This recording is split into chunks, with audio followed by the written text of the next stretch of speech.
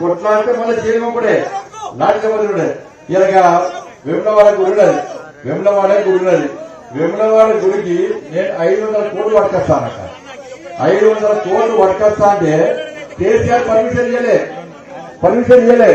ఇలా ఆయన ఇయ్యడా, ఇంకోళ్ళు ఇయ్యడా, ఆయన చేయడా, ఇంకోళ్ళు చేయనియడా. కాబట్టి మా పని ఏంది? కొట్లాడే 24 గంటలు కొట్లాడు. రాత్రి పోలీసులు వస్తారా, పట్టుకపోతారా, ఏ పుట్టెలు పెడతారు, ఏ జైలు పోతారో ఇలా మాకే తెలియని పరిస్థితి. ఏ రాత్రి పోలీసు వస్తారో మా కుటుంబాలకు భయానక పరిస్థితి, బతికే పరిస్థితి. మా భార్య పిల్లలందరూ భార్య పరిస్థితి. ఇలా రాత్రి ప్రశాంతంగా ఉంటామా? మరి బాగా భార్య పిల్లలు అంటున్నా. కాబట్టి ఇలా అయినా ఇక్కడ ఉన్న అందరిలో కేసులు ఆయన ఇస్తానా? ఈడ ఉన్న వాళ్ళందరిలో కేసులున్నాయి మా మీద. ఒక్కొక్కరి పేరు మీద 20 కేసులున్నాయి. నా పేరు మీద 100 కేసులున్నాయి. నా మీద 100 కేసులున్నాయి. కాబట్టి అయినా భయపడవు. పక్కా మీకోసం కొట్లాడే. కాబట్టి దయచేసి మీరందరూ కూడా ఓటు వేసేటప్పుడు మంచిగా ఆలోచించుని.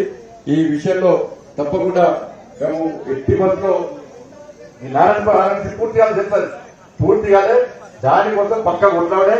ఇప్పుడు రాగా మాట్లాడకూడదు పక్క. అందుకే నేను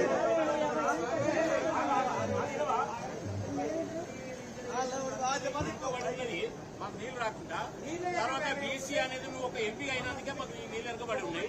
ఇప్పుడు ఆలోచించు. నూకల మరి వేములవాడ అఖిలాన్ని ఇప్పుడు వాడుతున్నాయి నీళ్లు. ఇది ఒక్కటి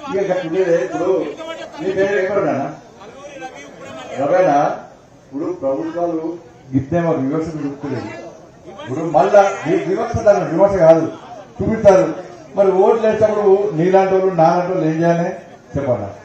మనము ఓటు వేసేటప్పుడు మన లాంటి వాళ్ళందరూ కలిసి తిరిగి ఇవాళ ప్రజలకు చెప్పాలి. వాళ్ళు ఏమంటారు? నీళ్లు రావు, నీళ్లు లేదని 6 గ్యారెంటీలు ఇస్తామంటారు. అవునా కదా? 6 గ్యారెంటీలు ఎవరికి కావాలి? 6 గ్యారెంటీ ఇయ్యాలి. కానీ 6 గ్యారెంటీలు అవ్వలేదు. నీళ్ళే పుట్టకూడదు. వ్యవసాయాలు రైతులు వ్యవసాయం చేద్దామంటే ఇబ్బందికర పరిస్థితి. పంట చేతికి వచ్చేదాకా గ్యారెంటీ లేదు. పంట చేతికి వచ్చేదాకా